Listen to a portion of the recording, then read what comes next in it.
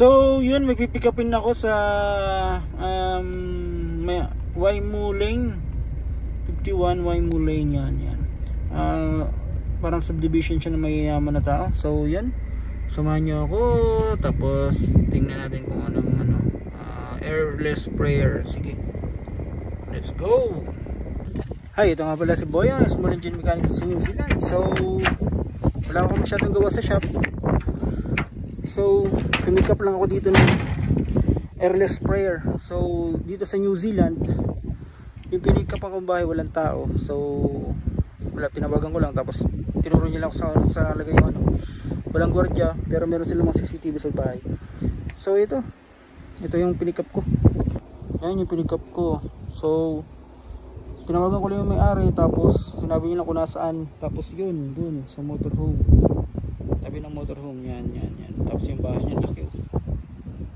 So yan, okay, parang subdivision to ng mga mayayaman. Grabe ang mga bahay dito. So yan, ito yung babalik na ako ng branch.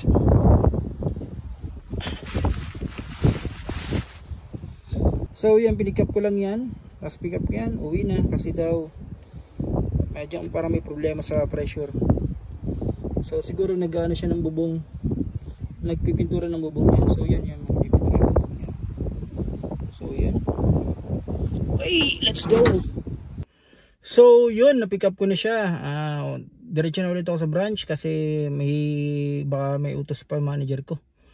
So wala ako masyadong gawa. Nakakainit talaga pag Biyernes pag naubos yung gawa mo. So pag naubos ang gawa mo, utusan ka eh. Kaya minsan nagbibisi-bisihan lang ako. Pero maganda, minsan marami ring gawa. Pero ngayon, kasi magre-resign na yung manager ko eh. Yung manager ko magre-resign na. Ewan ko ba't nag-resign, parang tinatamad na nga siya.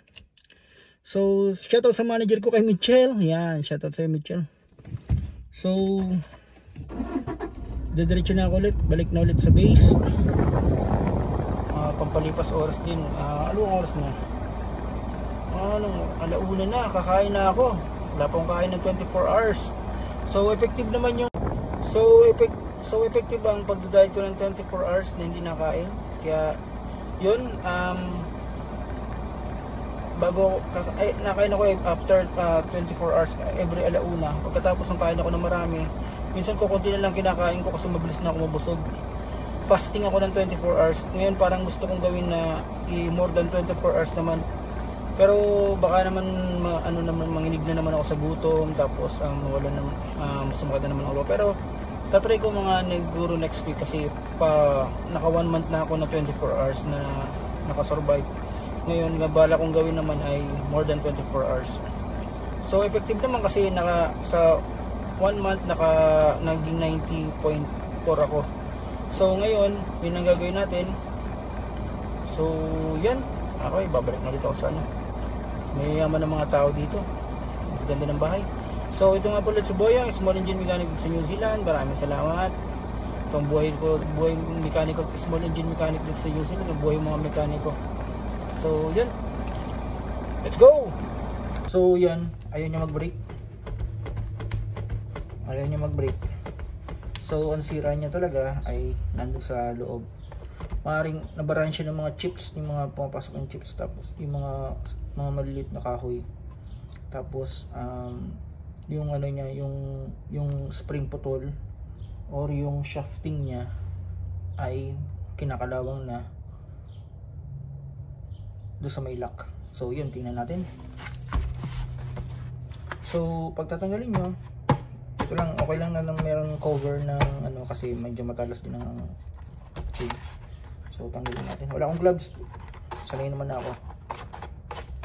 Pero pag bago nyo to buksan, mag-gloves kayo para sigurado. So yan, tanggalin natin, tapos tanggalin natin ng chain. So pagkatanggal ng chain, meron siyang tatlong tornilyo, 1, 2, 3. So tanggalin lang natin tatlong tornilyo.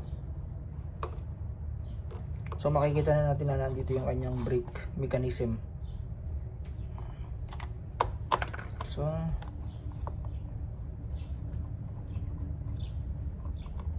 Dalawa.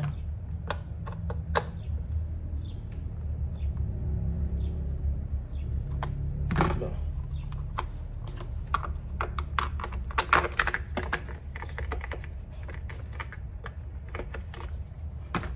So yan, sa makikita nyo, kinakalawang siya. Buo pa yung spring niya.